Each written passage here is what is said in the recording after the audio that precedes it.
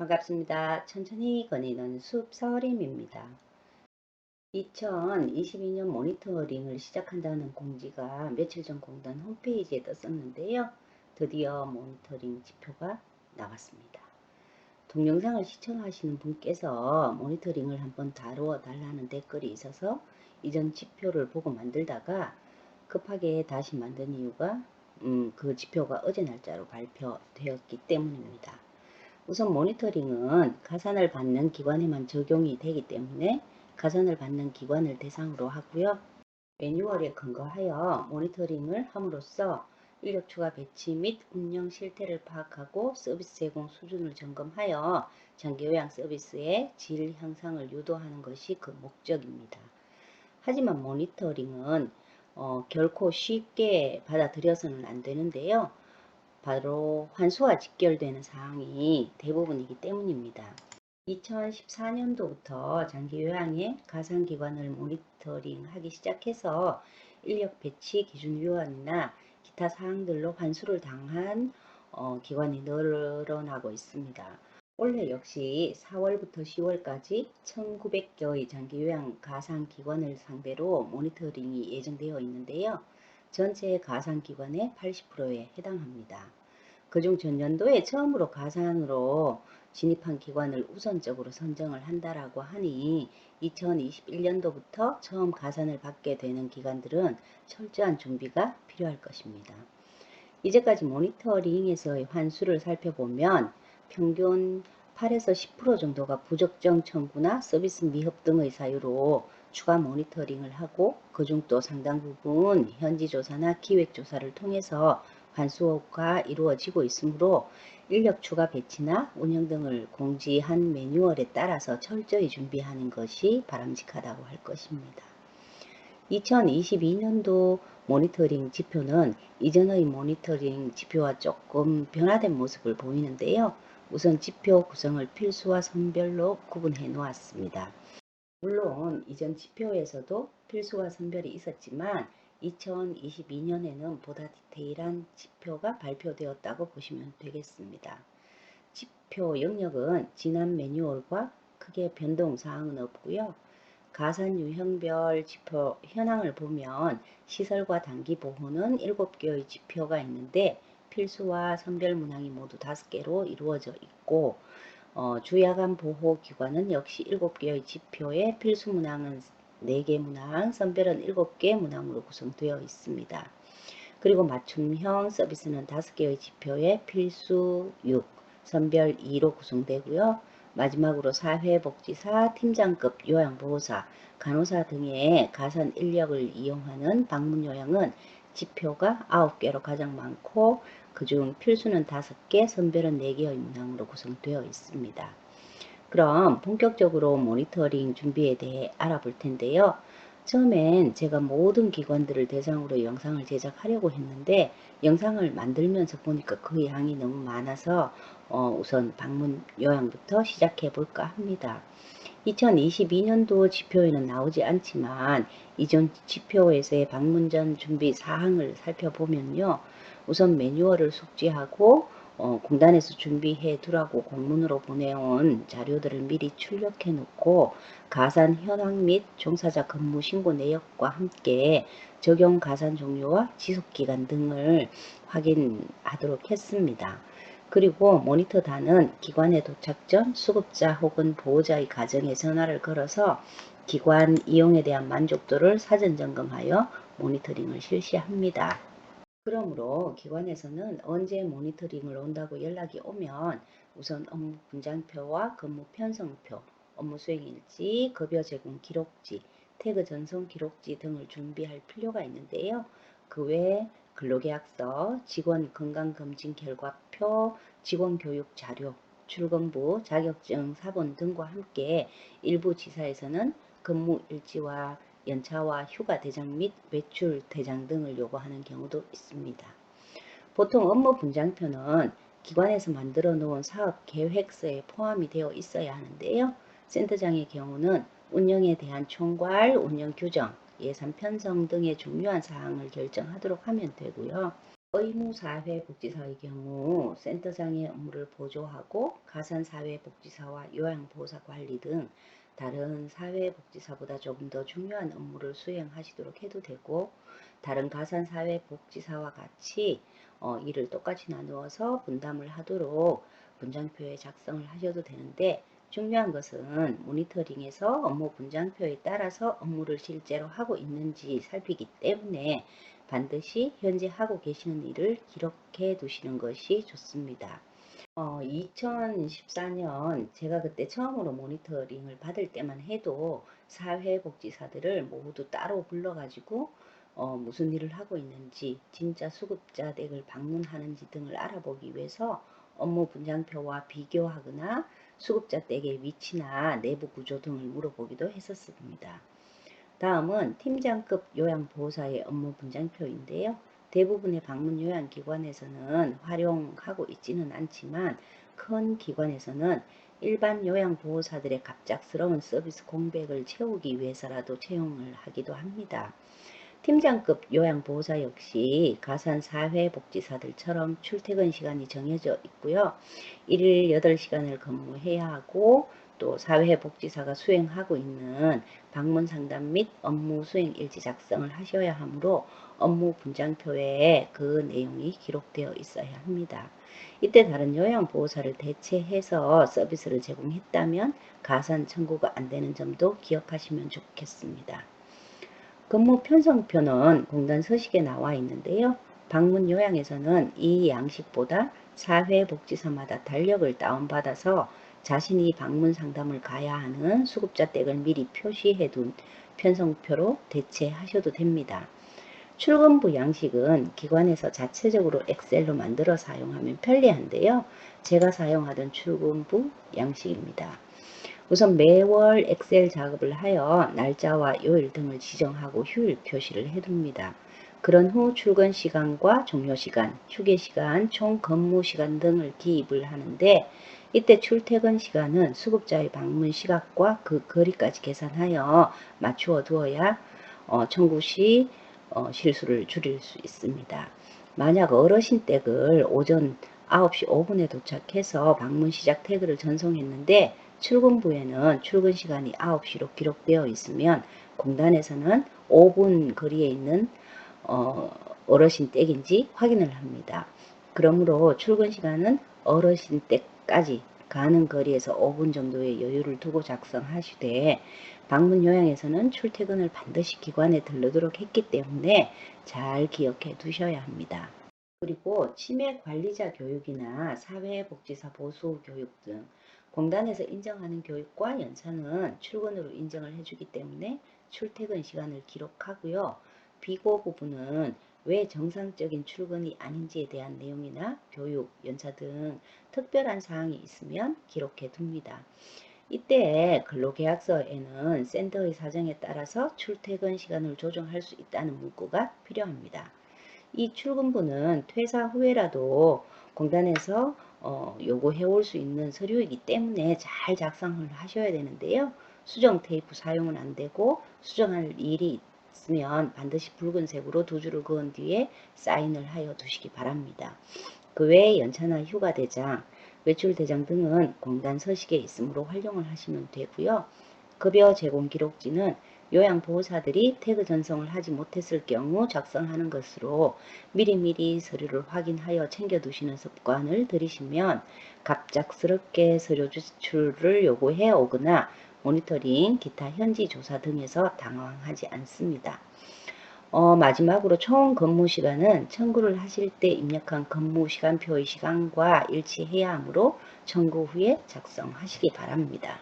다음은 방문요양, 사회복지사 등의 배치 가산 지표 및 세부 사항인데요. 이전 지표와 달라진 점은 없습니다. 조금 전 급여 제공 기록지처럼 사회복지사의 업무 수행 일지 역시 미루지 않고 작성을 해둔다면 크게 염려하실 일은 아닙니다.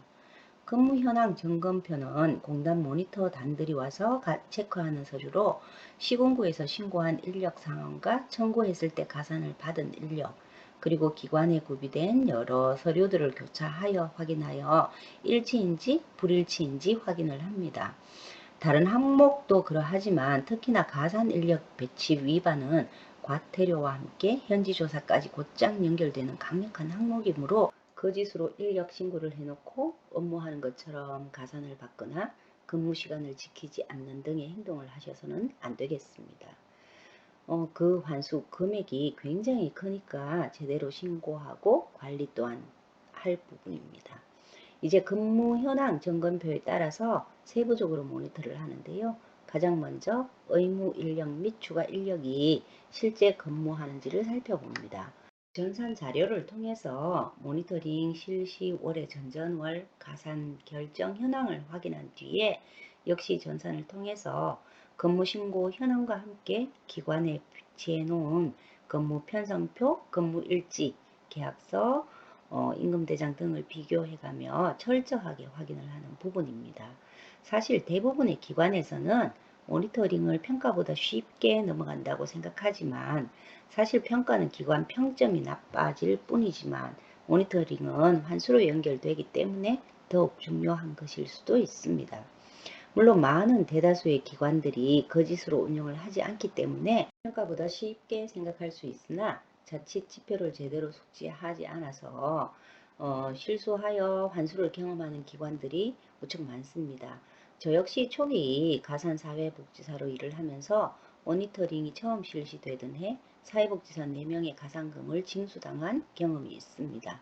그때는 방문 시간과 출근부, 업무 수행 일지를 모두 맞춰야 하는지 센터장도 알지 못했었고요. 사회복지사의 태그 전송이 일반화되어 있지 않아 일일이 방문 시간을 수기로 작성을 하다 보니 정확한 시간을 기록하지 못해서 앞뒤로 중복되거나 요양보호사가 퇴근한 뒤에 방문 상담을 했다고 업무 수행 일지에 기록하는 등의 실수로 생긴 일들이었습니다.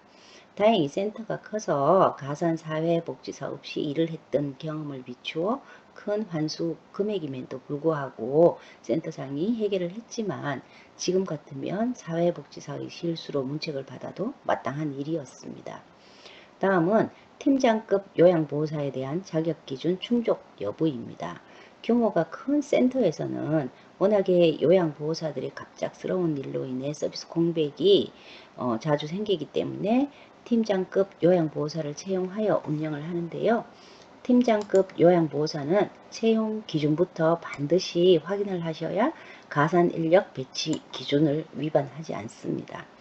팀장급 요양보호사는 근무한 장기 요양기관 종류나 급여 유형에 관계없이 합산하여 근무 경력을 인정을 하는데요. 월 60시간 이상 근무가 60개월, 즉 5년이 지난 경우여야 가산을 인정받을 수 있습니다. 그러므로 건강보험 자격 득실 확인서를 통해서 채용을 하셔야 하고요. 모니터링에서는 건강보험 자격 득실 확인서 외에도 전산 자료를 통해서 종사자 근무 신고 현황, 직무교육 대상자 명단 등과 함께 중복 확인을 합니다. 또한 주의할 점은 요양보호사의 고유 업무가 아닌 일을 하였거나 장기 요양기관이 아닌 기관에서의 업무, 직종을 변경하여 근무한 시간 등을 산정하지 않으므로 반드시 여유를 두고 정확한 근무 경력을 확인한 뒤에 채용하시는 것이 안전합니다. 다음은 가장 중요한 사회복지사에 대한 내용입니다. 우선 가산사회복지사인 경우 직종에 알맞는 업무를 수행하는지 여부가 굉장히 중요한데요. 사회복지사 외에도 간호사나 팀장급 요양보호사 같은 가산 인력을 모두 포함합니다. 이들 가산 인력은 일반적인 가산 사회복지사의 업무를 수행해야 하는데 이때도 업무 분장표에 따른 업무이어야 합니다. 가산 인력에서 가장 중요한 업무는 방문 상담과 업무 수행 일지 작성인데요. 그 외에 욕구 사정, 급여 제공 계획 수립 등도 포함이 됩니다. 만약 가산 인력으로 신고를 했지만 행정 업무나 청구 업무, 송령 업무 등 위의 업무와 무관한 일만 하고 있다면 환수를 당하므로 반드시 방문 상담을 포함한 사회복지사의 고유 업무를 수행하셔야 합니다. 이 항목에서의 확인 방법에서 가장 중요한 서류는 업무 수행 일지와 종사자 면담인데요. 위에서도 설명을 드렸듯이 각각의 종사자를 따로 불러서 면담하고 만족도 조사 시 수급자에게도 묻기 때문에 고유 업무를 잘 수행하셔야겠습니다. 다음은 적절한 방문 상담에 대한 내용입니다. 가산사회복지사는 월 1회 이상 모든 수급자를 방문하여 업무 수행 일지를 작성하도록 되어 있는데요. 요양보호사의 급여 제공 시간 중이어야 합니다. 물론 모든 시간을 급여 제공 시간에 방문하지 않아도 되고요. 1분이라도 중복된 시간이 있으면 인정하기 때문에 어찌되었든 방문 상담 시 요양보호사가 서비스를 제공하고 있어야 합니다. 이 항목에서는 사회복지사가 개인적으로 작성하는 방문 일정표, 업무 수행 일지, 태그 전송 내용 및 수급자 혹은 보호자 상담으로 확인을 합니다. 그 외에 가족요양처럼 사회복지사의 근무 시간을 벗어나 서비스를 제공하고 있는 경우, 이전 지표에서는 방문 상담 후 급여 제공자만 면담하면 되었는데 2022년도 지표에서는 수급자 면담도 포함시켰고 급여 제공자의 경우는 장소와 관계없이 전화가 아닌 대면 상담을 하도록 그 내용을 수정하였습니다. 또 하나 이전 지표와 다른 점은 2개 이상의 기관에서 서비스를 제공받을 때 업무 수행 일지 공유를 하게 되는데요. 이때 개인정보보호법을 준수하도록 따로 기록해 두었습니다. 흔히 사용하는 방문 일정표는 이렇게 달력을 다운받아 사용하시면 편리한데요. 매월 담당하고 있는 전체 어르신의 방문 계획표를 월초나 직전 월말에 작성을 하시고 그 외에 업무 분장표에 따른 업무를 기록해 두시면 됩니다. 이 방문 일정표는 깨끗하면 오히려 이상하므로 방문은 예정했다가 취소되는 경우도 있고요. 시간이 변경되는 경우도 자주 있으므로 수시로 줄을 긋고 다른 날짜에 기입을 하거나 또 전달 사항이나 기타 공지 사항을 보면서 그때그때 일어난 일이나 생각나는 일 등을 기록해 두면 훗날 문제가 생겼을 때 참고 자료가 됩니다. 이 일정표 역시 퇴사를 하시더라도 반드시 센터에 보관이 되어 있어야 하고요. 만약 현지 조사를 하게 되면 사회복지사들이 매월 작성하는 방문 일정표가 굉장한 힘이 될 수 있기 때문에 모든 걸 기록하는 것으로 사용하시면 좋습니다. 예를 들어 연차 대장에는 그 기록이 빠져 있었나 청구 시 연차 사용을 했을 경우 방문 일정표에 연차라고 기록해 두었다면 인정을 해주기도 하는 등 공단에서도 매일 기록하는 이 방문 일정표의 중요성을 인지하고 무슨 일이 있으면 방문 일정표를 요구하기도 하므로 제대로 작성해 두셔야 합니다. 다음은 누락 수급자에 대한 내용입니다. 방문 누락 수급자 관리는 조금 전 소개한 방문 일정표와 업무 수행 일지, 태그 전송 내역, 수급자 혹은 보호자 상담 등으로 3개월 동안 연속적으로 방문 상담을 누락한 수급자가 없는지 알아보는 항목입니다. 이 영역에서는 모니터링을 하는 월의 전전월과 함께 그 이전 플러스 마이너스 2달까지의 자료 요청이 있을 수도 있으므로 미리 확인을 해 두셔야 합니다. 모니터링에서는 모든 항목 중 하나의 항목에서라도 보완이 있으면 추후 현지 확인 심사나 현지 조사로 이어질 수 있기 때문에 평소에 수시로 확인을 하시는 습관을 들이시고요. 무엇보다 업무를 미루지 않는 것이 중요합니다. 사회복지사 등 가산인력은 모든 수급자를 매월 1회 이상 방문 상담하고 업무 수행 일지를 작성해야 하지만 가산사회복지사가 1명인 기관에서는 담당해야 할 수급자가 30명 이상이 될 경우 최소 30명을 방문 상담하고 나머지는 그 다음 달이나 그 다음 달에 방문 상담을 해도 인정을 해주기 때문에 담당하는 수급자가 많다면 잘 조정하여 상담을 진행하시면 됩니다. 이때 주의해야 할 점은 서비스 개시 후 3개월 이내 방문 상담이 이루어지는지를 보므로 골고루 상담을 하시는 것이 중요한데요.